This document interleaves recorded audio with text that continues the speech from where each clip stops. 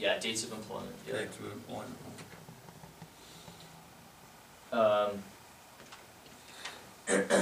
This one is, I think, more of just something, you know, I may not have understood, but it looks like items 5 through 8 and item 9 are specifically setting forth who is going to have access to this specific information.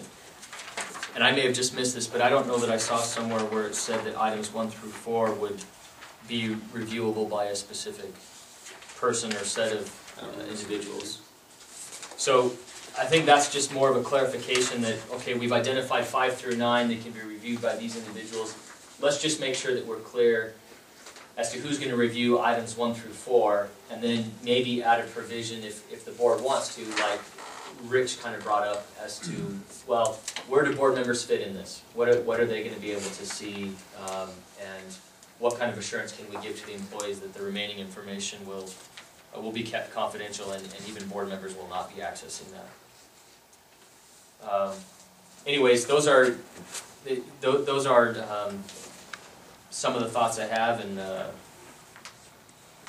I think what Rich said was really a pretty narrow thing in terms of what board members would be able to see, and basically things that could help in evaluation of the general manager, and not necessarily would have anything to do with any of these issues here, the health issues and all these other things we're talking about on 1 through. So can't you just write that in, and when you break it down, what can be seen and can't be seen?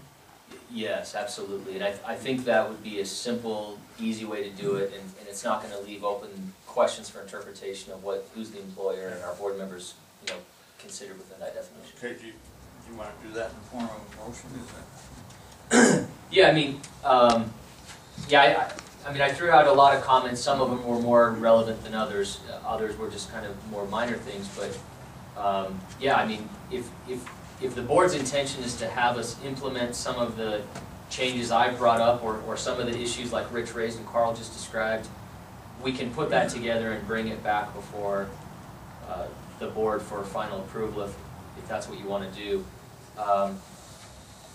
If we do that, we've got to have the employees look at it again, right? So we need to just start over here, right? Well, if there are changes you guys want to make, I think that the employees have already done a good job, because what they did is they took the pool pot policy and they made revisions to it of what was relevant and pertinent to them. So I didn't have a red line version of that, but I do now, and I've gone through it.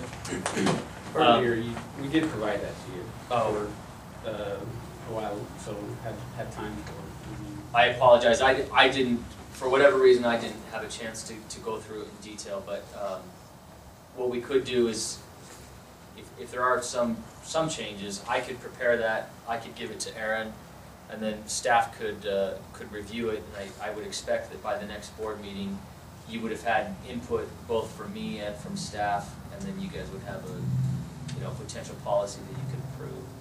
To make it easy for the employees to go back over and look at it, because it's kind of hard to remember everything you've read. If you just redline the items that are going to be changed, and so that they know the items that are going to be taken out. Or the items. We got a comment from two of the members, 3 of the members from the.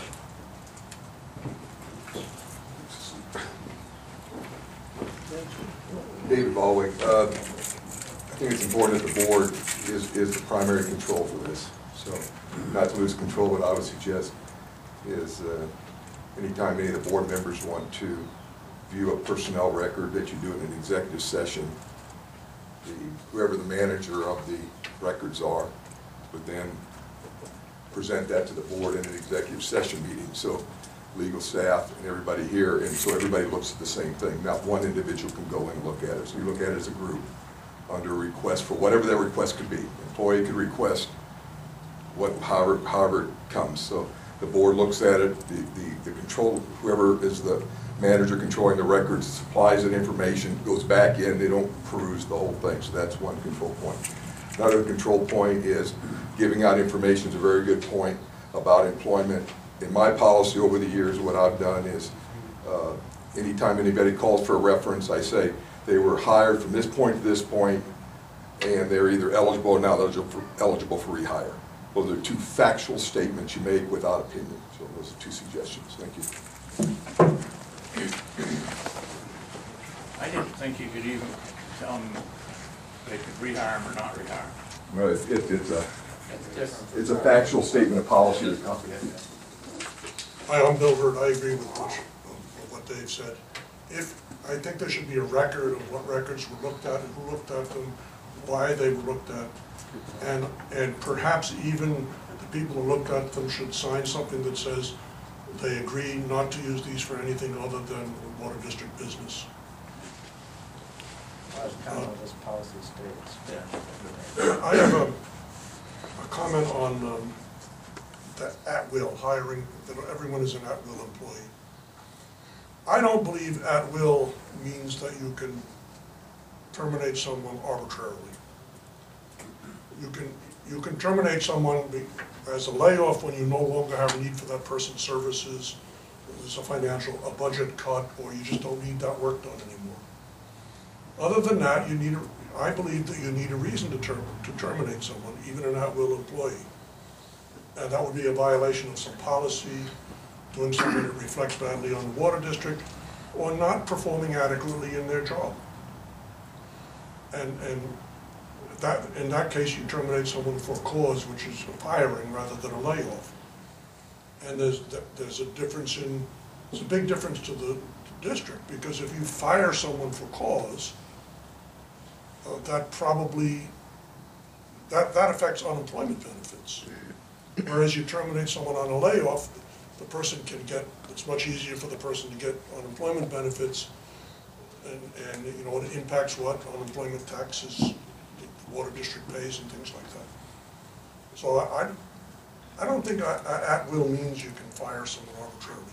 Maybe at the general manager level it does, but on an ordinary employee, I really think you have to be careful about that. Thank you. Are you next? Go ahead.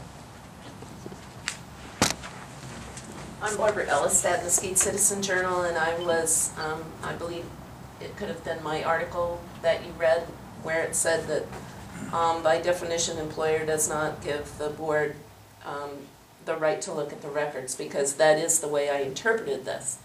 So if you intend something different, then I would ask you to specifically spell out the term employer, so that it is understood by the employees that the board members are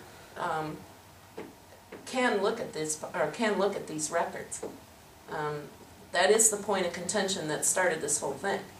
So, you know, I'm not certain that an employee reading this would assume that the word employer meant the board. So I would ask you to be very careful about spelling that out. Thank you. Carl, how does the city does the city council have access to the employee files? No, we have an HR person. Just share with you what the Stevens Media policy is for... Give us your name, Ken. Pardon me? Your name, Ken? Ken Harper, General Manager of the Mesquite Local News.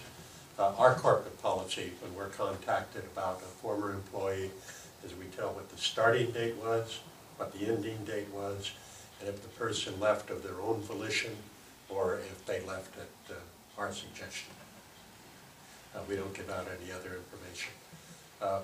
All of our workers in the 27 years I've worked for the corporation have been at-will workers, but we have a stepped discipline procedure that we follow. You can usually win a case in court, but it costs a lot of money sometimes to win. And if you've got a good step discipline procedure set up to where you let somebody know what they're doing that you're unhappy with, give them X amount of time to correct it, let them know what they face if they don't correct those problems, then it can be termination, and there's plenty of examples out there that you can tap on that.